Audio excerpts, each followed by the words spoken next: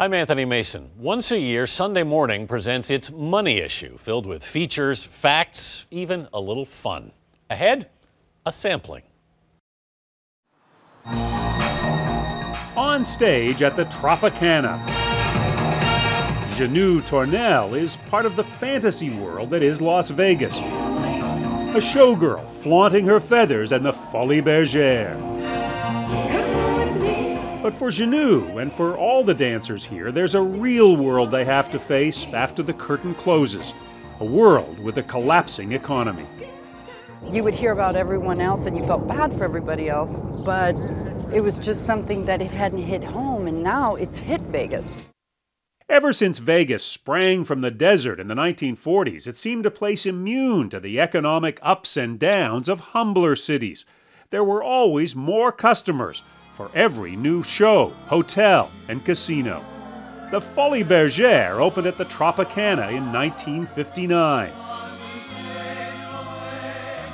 But almost 50 years of feathers and high strutting are coming to an end. The Tropicana's owners, battling bankruptcy, announced they are closing the Folies for good. And they simply informed us that due to the economic situation that, we had to close. Janu Tornell is among 100 losing their jobs. Now it's hit all of us as a whole, the cast, the crew, the wardrobe. We won't have our little home to come to every night. Emmy, you want raviolis, right? Miles from the Strip, Tanya Rucker worries she won't have her little home to come home to either. Is it too hot? Like nearly 60% of the people in Las Vegas with a mortgage, she owes more than her house is worth. I'll be honest, I paid $226,000 for it. And now I think they're selling for, at the most, $180,000. A single mother with a 4-year-old daughter, her income has dropped dramatically as fewer people come to the spa where she works. When I first moved here, I thought the grass would be greener here. And it was for a long time.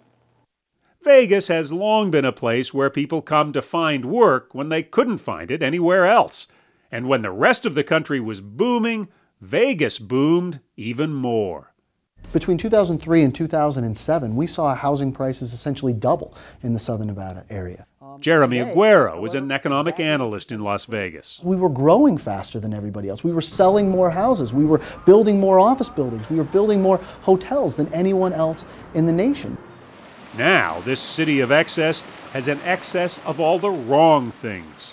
On a per household basis, we have among the nation's highest rates of foreclosure, the highest rate of unemployment claims, the lowest rate of population growth in probably 50 years.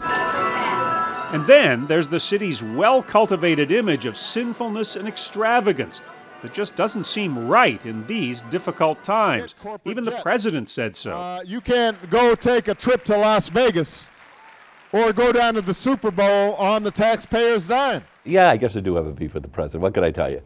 Las Vegas Mayor Oscar Goodman is pushing for a presidential retraction. I think that the president owes it to us to straighten out the record. I think he should say that Las Vegas is a great place to have a serious business meeting, and then everything's even. But Mayor Goodman, no stranger to extravagance himself, points out that after those serious business meetings, there's still plenty of fun to be had here. People are having a rough time out there, and they need an escape. You need to get away from the pressure of these challenging economic times, and Vegas is the perfect place to come to. Better to lose your money in Vegas than lose it on the stock market right now? Well, at least you got some play when you're playing in Vegas. As a symbol of Las Vegas-style extravagance, it's hard to beat the city center project still under construction. This complex of hotels, a casino, condos, and restaurants has gone billions of dollars over budget. Even as its developers have been struggling with financing, it's become a beacon for job seekers here, a place that's actually hiring. At the project's Career Center, interviewers are screening candidates for jobs as chefs, maids, casino supervisors. My name's Jennifer. Welcome to City Center. Tanya Rucker, looking for a way to keep up with her mortgage, is hoping there might be a job for her here. Spa inventory manager. I've done inventory before. But with area unemployment at 10%, there are already 90,000 applicants for the 12,000 jobs here. I feel a little bit comforted knowing that there are other people in the same situation, looking for work and underemployed. That sounds great. All right. Elena Allred knows all about that when she interviews applicants at City Center. Last year, she was laid off after 28 years with the same casino. There's so many of the same stories. People just lost their jobs. Some people have been looking for work for a year. We certainly wish you the very best. Kind of wish that I could just, make a miracle happen and give something to all of them. For all the hope at City Center, there is also a cloud over the project. Its developer, MGM Mirage, is at risk of defaulting on its huge debt. Well, during the past year and a half, the company's stock has gone from as much as $100 a share to a low of less than $2. In the dressing room at the Folies Bergère, Janou Tournelle demonstrates a showgirl's flexibility. She already has another job, working part-time as a language teacher in French and Spanish at the University of Nevada. In between numbers, I'm grading my papers. But that doesn't make losing a job she loves any easier. It's saying goodbye to something that, it's so special. So, sorry.